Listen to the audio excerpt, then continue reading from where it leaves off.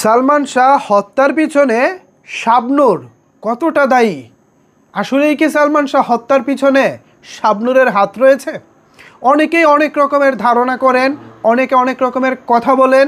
প্রায় সময় আমরা দেখি শাবনূরের দিকে আঙুল তোলা হয়। তিনিই নাকি মূলত সালমান এবং সামিরের জীবনে মাঝখানে এসে দুজনকে আলাদা করে দিয়েছেন এবং তার কারণেই নাকি সালমান শাহকে অকালে মৃত্যুবরণ করতে হয়েছে।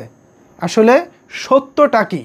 সত্যটা তারা ভালো জানেন যারা ওই সময়ে সালমান শাহর কাছের ঘনিষ্ঠ বন্ধু ছিলেন, ঘনিষ্ঠ সহকারী ছিলেন, অথবা ঘনিষ্ঠ পরিচালক যারাই ছিলেন, মোট কথা ঘনিষ্ঠ মানুষজন যারা ছিলেন তারাই একমাত্র ভালো জানেন।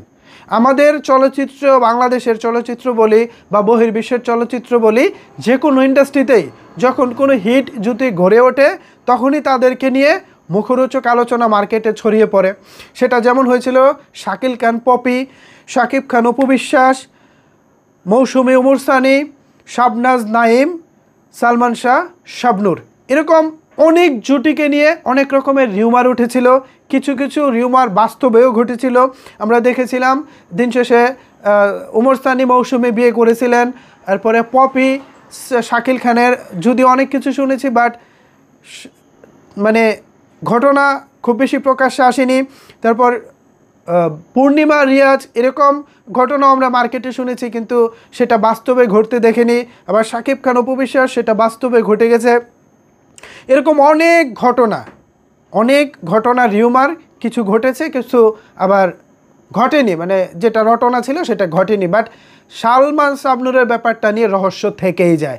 কী মনে হয় আসলে সালমান মৃত্যুর পিছনে বা হত্যার পিছনে কি শাবনূর কোনোভাবে দায়ী? দর্শকবৃন্দ যারা আছেন, আপনাদের কাছে কি মনে হয়?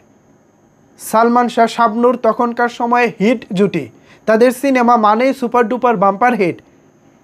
এখন সত্য মিথ্যা শাবনূর ভালো জানেন, সালমান ভালো জানেন, আর তাদের আশেপাশে যারা ছিলেন তারাও ভালো বলতে পারবেন মূলত ঘটনা কি ঘটেছিল। তবে যা রটে তার তো কিছুটাও বটে, কিছু না কিছু তো অবশ্যই ঘটেছিল। কিন্তু রহস্যজনকভাবে গত দুবারের যে তদন্ত হয়েছিল, এবারের আগের বার সালমান শাহ মৃত্যু ঘটনা নিয়ে যে তদন্ত হয়েছিল, সেই তদন্তে শাবনূরকে খুব বেশি জড়ানো হয়নি, খুব বেশি জিজ্ঞাসাবাদ করা হয়নি। আমরা চাই, আমরা যারা সালমানের ফ্যান ফলোয়ার আছি বা সালমানকে যারা পছন্দ করি, আমরা চাই এবার শাবনূরকেও জিজ্ঞাসাবাদ করা হোক, এবং সেটা অবশ্যই কঠোরভাবে। কোনো না কোনোভাবে যদি তিনি এখানে জড়িত থাকেন, দায়ী হয়ে থাকেন, আমরা চাই এই রহস্যের জট খুলুক। আর যদি তিনি দায়ী হয়ে না থাকেন, তাহলে এই যে আমরা মানুষের কাছ থেকে নানা রকমের কথা শুনি, এই জায়গা থেকে আমরা তাকে মুক্তি দিতে পারবো।